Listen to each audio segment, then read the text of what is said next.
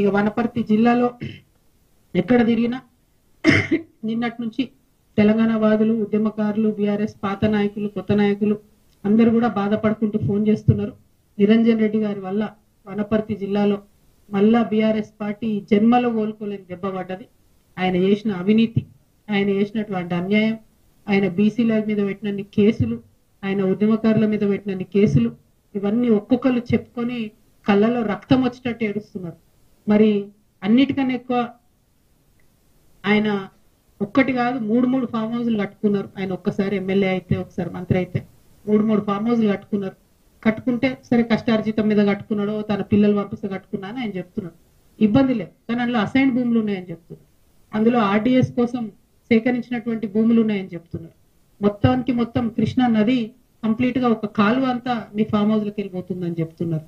దాని మీద మరి ఎందుకు ఇప్పుడు కాంగ్రెస్ గవర్నమెంట్ ఎంక్వైరీ చేస్తలేదు?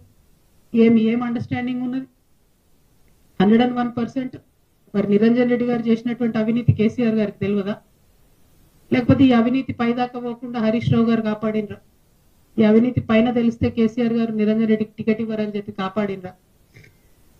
ఇప్పుడైతే మీడియా ద్వారా నేను కేసీఆర్ గారి దృష్టికి తీసుకెళ్తున్నాను.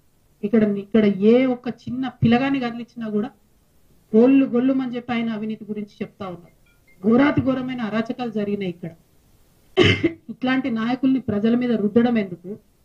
ఉద్యమకారులను ఇబ్బంది పెట్టడం ఎందుకు? దయచేసి ఇట్లాంటి మనుషులు ప్రజా జీవితంలో ఉండకూడదండి. ఇంకా ఈయన మనిషి, ఈ పెద్ద మనిషి మా తండ్రి ఏజ్ ఉంటాడని ఆయన ఇన్ని రోజులు ఏమనలే నేను. ఈయనేందో ఈమె పుచ్చు వంకాయ సచ్చు వంకాయ అనేదో మాట్లాడుతున్నట. నిరంజన్ రెడ్డి గారు, మీరు మా తండ్రి వయసులో ఉన్నారు కాబట్టి చాలా మర్యాద ఇచ్చి ఈ అంశాలన్నీ చాలా గౌరవంగా చెప్తున్నా నేను.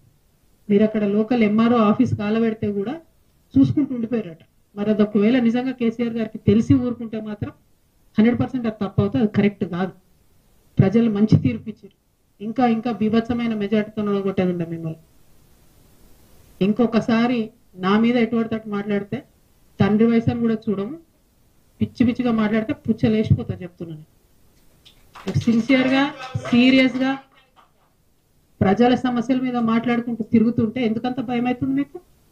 మీరు అంత తెలివితేటలు ఉన్నోళ్ళైతే, అంత గొప్పోళ్ళు అయితే కేసీఆర్ గారు మీకు వ్యవసాయ శాఖ మంత్రి ఇస్తే ఎంత పని చేయాలి కాన్స్టిట్యున్సీకి? లంబాడి తాండాలలో ఎన్నికల ప్రచారానికి పోతే సీఎం రిలీఫ్లు ఇప్పించినాం కదమ్మా, ఇచ్చింది సార్. కళ్యాణ లక్ష్మి వచ్చింది కదా, వచ్చింది. మీకు గిరిజనులకు పోడు పట్టాలు ఇచ్చిండు కదా కేసీఆర్, ఇచ్చిండు. గ్రామ పంచాయతీలు అయినా కదా అయినాయి. మళ్ళీ ఇన్నైనాక ఎట్లేరమ్మా వేయాలి కదా అని దండం పెడితే మహిళలు, లంబాడి మహిళలు మా ముఖం మీద అన్నమాట ఇలా చెప్తున్నమ్మా కవిత. తెలంగాణ సమాజం సిగ్గుతో తలదించుకునేటువంటి పని నువ్వు చేసింది.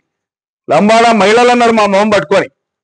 ఏం సార్, కేసీఆర్ బిడ్డ సరాయి అమ్మొచ్చు కానీ మేము అమ్మకూడదా? వాళ్ళకి తెలిసిన పరిజ్ఞానం అది. మీడియాలో ప్రచారం అనేటువంటి అంశాన్ని వాళ్ళు అట్లా స్వీకరించారు. లేదమ్మా పడరాక పెట్టింది కేసు, మేమేదో ఉపాధి కోసం అయితే సరాయి చేసుకుంటే మమ్మల్ని జైలుకు పంపించారు అని ఆక్రోశం వెలగక్కుతున్నారు వాళ్ళు.